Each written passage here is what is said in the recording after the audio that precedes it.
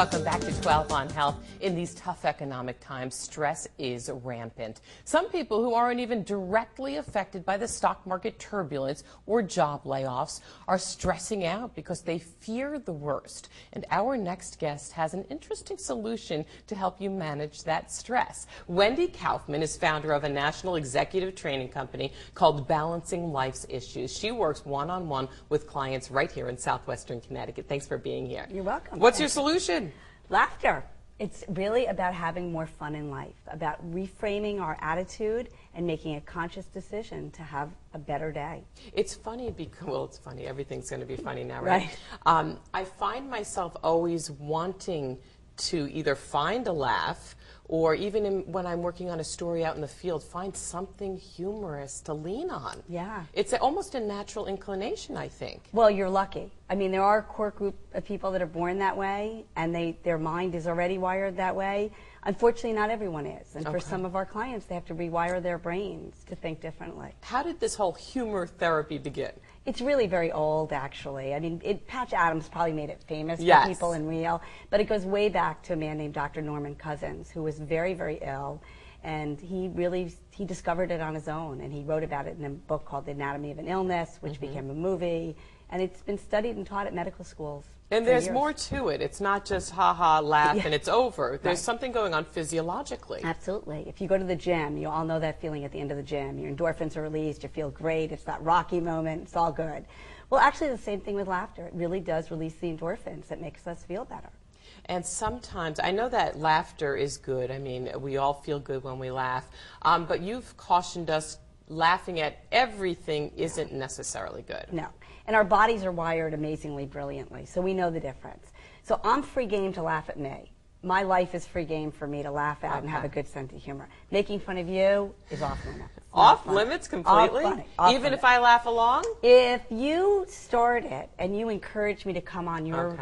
But I'm not allowed to make fun of you or put anyone else down. Oh, that's interesting. I like these rules. And we've talked about the therapeutic benefits. How can you turn, I mean, when there's just a terrible situation underway, everyone's in a bad mood, whether it's the economy or everyone at work is stressed about the same issue coming up, maybe it's an annual meeting, the pressure's on, how can you turn something bad into good?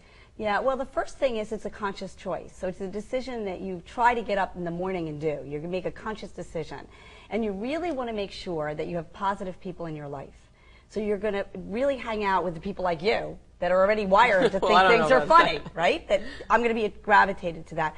And I'm really going to put up a do not come near me sign near the toxic people. I'm not going to let them... Describe toxic people. Oh, they come to work. You know, it's good if you have a visualization of them having a cold. If I came to work with a green, disgusting, mucusy nose, I said, could I just borrow your sleeve to wipe it on? You'd say, no way.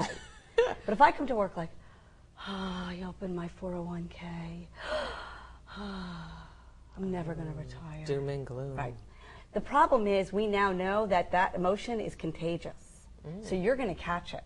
Literally. Literally, you are going to catch it, and you're going to give it to the next person and the next one, your most loved one. I know a bad mood can make its way around the room rapidly. Rapidly. So I have a mantra. I don't say it out loud. I say it in my head, but it works great. I do that. Thank you for shopping at Kmart, which means the conversation is over, and I'm not going to allow it to penetrate with me. Okay, so you go to work or wherever you may be going with armor in place if need be. I have a toolbox ready to go, a first aid kit, if you would. I mean, I am prepared to handle the situation, but I'm also prepared to come out of it feeling really as positive as absolutely positive, as possible. And as a psychologist, do you believe people should come up with some mantras maybe while they're driving to work? Absolutely. We need mantras. We need positive songs. I redid my whole iPod. I took off everything off my iPod because I realized how many negative songs that were on there, how many depressing songs. But so many of the good songs have some suffering in them. Yeah, but the message, the overriding message should be one we're putting in our brain of positive messages.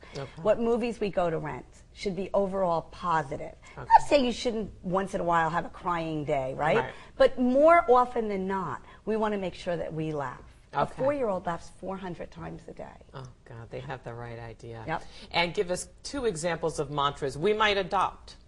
Oh, other than thank you for shopping at Kmart. Yeah, thank you for shopping at Kmart might not work for everyone. Everybody, right. But what I would say is that I think I can, I think I can, I think I can, the little engine that could book, the idea of I think I can do this. And then for some it really is a song. It's the Rocky song, it's the I Will Survive song. So it's really a message of empowerment about how we're going to handle tough times. Thank you so much, Wendy Kaufman. Help for smart students who cannot get their schoolwork done.